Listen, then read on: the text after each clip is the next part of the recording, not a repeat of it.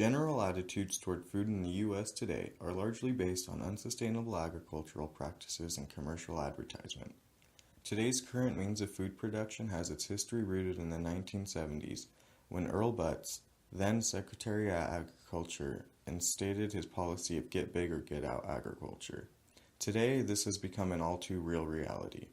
The policy suggests that all farmers are expected to upscale their production to compete with massive, modern factory farms, or simply give up, sell their land to someone who can make it more productive, and move on. This has produced a landscape that is dominated by huge mechanical factories that spew pollution of all sorts. When food production is structured to be most economically viable, or oriented to produce as much food as possible for as cheap as possible, the quality diminishes. When it comes to food, what we eat, is it really best to have economic rationale decide what is grown and how? The benefits to these massive food-producing facilities is that they produce a lot of food for very cheap. The United States is one of the leading nations who spend the least amount of their average household income on food, if not the nation that spends the absolute least. However, this cheap food is based upon the reliance and use of unsustainable resources that are required to grow and harvest these massive crops of corn and soy. From farm to store, food has traveled a long way from both where it was grown and what it was originally grown as. Not only do these systems rely on a limited supply of resources, they don't produce the most nutritious, fresh, or healthy food options.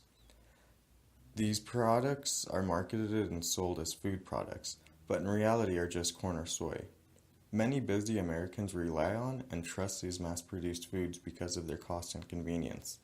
Except it has come to a point where most people do not realize that the majority of their diet heavily relies on processed corn and soy products.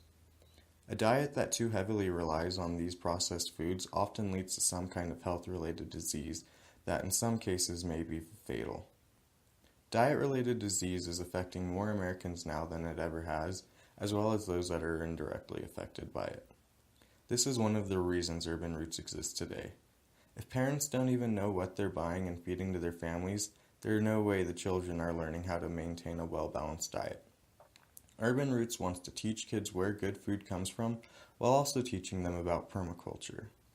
While working with them, I was asked to look at the general attitudes people in Reno have towards food, and whether it is even something they think is important, so we created a couple of surveys.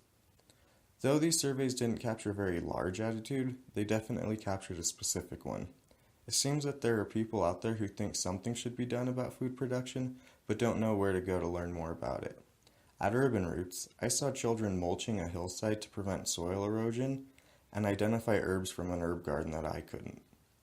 The best part was seeing the kids actually engaged and enjoy learning about how plants grow and why they need fresh fruits and vegetables to stay healthy.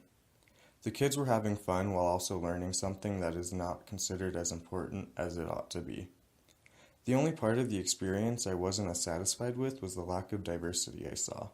I learned that many of the kids at the camp already had gardens at home, and even had chickens at home for fresh eggs. These kids at the camp already knew where good food comes from and how to stay healthy.